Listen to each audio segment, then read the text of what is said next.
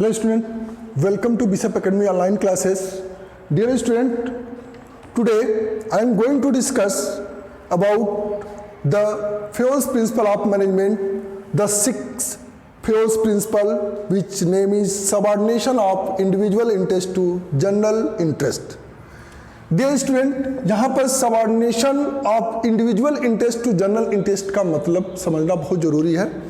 यहाँ पे subordination of individual interest to general interest से यहाँ पर मतलब यह है कि common interest, common goals, common objectives, और इंडिविजुअल इंटरेस्ट का मतलब आपका व्यक्तिगत पर्सनल इंटरेस्ट या personal objective.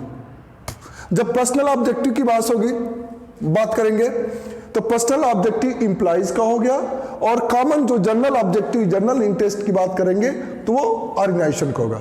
You know, organisation is the superior of all individuals. जितने भी organisation is superior to its individual employees, यानी कि जितने भी इंप्लॉय होते हैं उन सबका सुपीरियर होता है ऑर्गेनाइजेशन। जैसे मान लीजिए अगर मैं बिशप एकेडमी हूं तो बिशप एकेडमी एक ऑर्गेनाइजेशन है, तो बिशप एकेडमी यहां पर जितने भी इंप्लॉइज है वो सबका सुपीरियर है, इवेंट मैनेजमेंट से भी ऊपर है वो, क्योंकि वो एक ऑर्गेनाइजेशन होल सुपीरियर है, वो सबका सुपीरियर है। So the organisation is superior to its individual employee. This principle calls for reconciliation of individual interest with organisational goals. इसलिए यहां पर जो आप प्रिंसिपल है यह आपके पर्सनल इंटरेस्ट को ऑर्गेनाइजेशनल गोल्स के साथ रिकॉन्सिल करता है, मैच करता है। यहां पे रिकॉन्सिलिएशन का मतलब हुआ मैच करना। यहां पे आपके ऑब्जेक्टिव, जैसे क्या होता है कि हर एक एम्प्लॉय किसी ऑर्गेनाइजेशन में अपना पर्सनल ऑब्जेक्टिव लेकर के आता है। सपोज करिए कि अगर आप एज ए एम्प्लॉय किसी ऑर्गेनाइजेशन में जाते हैं तो आपका पर्सनल ऑब्जेक्टिव क्या होता है कि ज्यादा से ज्यादा हम सैलरी अर्न करें, ज्यादा से ज्यादा वेजेज अर्न करें। एक वर्कर्स रहेगा तो ज्यादा से ज्यादा वो वेजेस अर्न करना चाहेगा, यानी कि ज्यादा से ज्यादा वो प्रोडक्शन करके जल्दी जल्दी में ज्यादा से ज्यादा प्रोडक्शन करके ज्यादा से ज्यादा वेजेस, जितना यूनिट वो ज्यादा प्रोडक्शन करेगा उतना अधिक वो वेजेस उसको रिसीव होगा। तो लेकिन यहां पर ज्यादा तो यूनिट प्रोड्यूस करेगा तो ज्यादा से ज्यादा वेस्टेज होंगे, और ज्यादा से ज्यादा प्रोडक्शन होगा तो मशीन पर भी उसका इफेक्ट पड़ेगा। तो जब मशीन इफेक्ट पड़ेगा मशीन पर तो वो ऑर्गेनाइजेशन के फेवर में नहीं है, वो ऑर्गेनाइजेशन के इंटरेस्ट में इंक्लूड नहीं किया जाएगा, क्योंकि उससे ऑर्गेनाइजेशन को लॉस होता है। आप अपने पर्सनल ऑब्जेक्टिव को फुलफिल करने के लिए ऑर्गेनाइजेशन का नुकसान नहीं कर सकते हैं। ऑर्गेनाइजेशन के फेवर में रहते हुए आप क्या करें, अपने ऑब्जेक्टिव को फुलफिल करें। So an organisation has its own objective. Organisation का अपना एक ऑब्जेक्टिव होता है, अपना गोल्स होता है। Whereas an individual employee has his own objective for working in the an organisation, जबकि एक एम्प्लॉय का भी अपना एक ऑब्जेक्टिव होता है और ऑर्गेनाइजेशन का भी अपना एक ऑब्जेक्टिव होता है। तो जो ऑर्गेनाइजेशन का ऑब्जेक्टिव होता है वो पूरे ऑर्गेनाइजेशन का गोल होता है, लेकिन आपका जो पर्सनल एम्प्लॉय का इंडिविजुअल जो ऑब्जेक्टिव होता है वो होता ही है for working in an organisation if the objective and employee are same direction.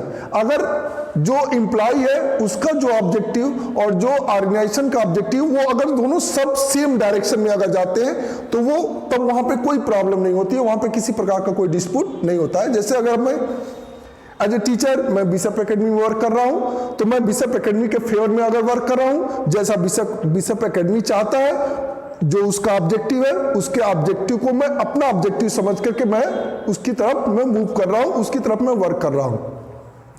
तो हम बिशप एकेडमी की डायरेक्शन में वर्क कर रहे हैं तो ये सेम डायरेक्शन हुआ, तो यहां पर कोई प्रॉब्लम नहीं है। लेकिन अगर मैं उसके अगेंस्ट वर्क करता हूं, मैं अपने ऑब्जेक्टिव को अचीव करने के लिए मैं उसके ऑब्जेक्टिव को मैं क्या करता हूं, इग्नोर करता हूं। उसके इंटरेस्ट को इग्नोर करता हूं अपने इंटरेस्ट को फुलफिल करने के लिए, तो यहां पर क्या होता है, डिस्प्यूट हो सकता है मैनेजमेंट से, एडमिनिस्ट्रेशन के साथ, मेरे साथ क्या हो सकता है, डिस्प्यूट हो सकता है, विवाद हो सकता है, ये ऑर्गेनाइजेशन के फेवर में नहीं है। तो यहां पर यही चीज कहा गया है कि subordination of individual interest to general interest, general interest को, इंडिविजुअल इंटरेस्ट को हम जनरल इंटरेस्ट में कैसे सबऑर्डिनेशन करें, कैसे उसको मैच करें, मेल खाएं उसको, ठीक है। जैसे मान लीजिए कि if employ wants to get more wages through production of more units in the organisation, but for this work the machine may be disrupt and the wastage of resources, जो इसमें वेस्टेज ऑफ रिसोर्सेज भी होंगे और wastage of material भी होंगे, wastage of raw material होगा, और machine भी खराब हो सकते हैं जो कि ऑर्गेनाइजेशन के इंटरेस्ट में इंक्लूड नहीं होता है। So it is not interest to, so here you can not say the individual interest to general interest, यहां पे सेम डायरेक्शन में वर्क नहीं हो रहा है। वहीं पर अगर as a manager wants to get more salary and the organization go to financial crisis, then how to pay the organization more salary to the managers? In this condition, in this situation, manager will be sacrifice, ठीक। तो manager उस case में क्या करेगा, manager को sacrifice करना चाहिए जिससे कि ऑर्गेनाइजेशन जब उसका फाइनेंशियल क्राइसिस से ऊपर उठ जाए, यानी कि उसका फाइनेंशियल क्राइसिस जब ऑर्गेनाइजेशन का खत्म हो जाए, तो फिर वो सैलरी पे करने में क्या होगा, कैपेबल हो जाएगा। तो ये आप अब उस केस में आप मैनेजर अगर उस ऑर्गेनाइजेशन को छोड़ के चला जाता है या फिर यह कहता है कि नहीं मुझे सैलरी चाहिए, मैं वर्क नहीं कर सकता, तो इस केस में क्या होता है, ये ऑर्गेनाइजेशन के इंटरेस्ट में नहीं होता है। अब कोई ऑर्गेनाइजेशन फाइनेंशियल क्राइसिस में हो तो उस केस में वो कैसे वर्क करे, कैसे वो सैलरी पे करेगा जितना वो सैलरी चाहता है, तो उस केस में वो ऑर्गेनाइजेशन के इंटरेस्ट में नहीं होता है। ये आपका प्रिंसिपल कहता है subordination of individual interest to general interest. Next आपका है remuneration of employ. It is the most important point of the most important principle of the Fayol. यहां पर हम कह सकते हैं, कहते हैं कि this principle states that the overall pay and compensation should be fair to both employees and the organisation. जो भी वेजेस या सैलरी पे करते हैं या कंपनसेशन पेड करते हैं एम्प्लॉयज को, वो ऑर्गेनाइजेशन और उस एम्प्लॉय दोनों के लिए क्या होना चाहिए, फेयर होना चाहिए, फेवरेबल होना चाहिए। Because the employees should be paid fair wages, the employees should be paid fair wages which should give them at least reasonable standard of living। यानी कि एक एम्प्लॉय को उतनी सैलरी पे करनी चाहिए, उतना वेजेस पे करना चाहिए जितने में उसका एक रीजनेबल जो स्टैंडर्ड ऑफ लिविंग है उसको वो फुलफिल कर सके। मतलब रोटी कपड़ा और मकान, उसको ऐसा ना हो कि उसको इतनी वेजेस ना प्रोवाइड करे कि जिससे वो भरपेट खाना तक न खा सके, और जब भरपेट वो भोजन नहीं करेगा तो वर्क क्या करेगा। यानी कि उसको किसी भी एम्प्लॉयज या वर्कर्स को उतनी सैलरी मिलनी चाहिए जिससे कि वो अपने रीजनेबल स्टैंडर्ड ऑफ लिविंग को फुलफिल कर सके। ये कहता है फ्योल ने यहां पे कहा है कि रेम्यूनरेशन ऑफ एम्प्लॉयज को इतना रेम्यूनरेशन मिलना चाहिए कि वो अपने स्टैंडर्ड ऑफ लिविंग को फुलफिल कर सके। इतना ही नहीं, इसके बाद भी एट दिस टाइम और इसी समय में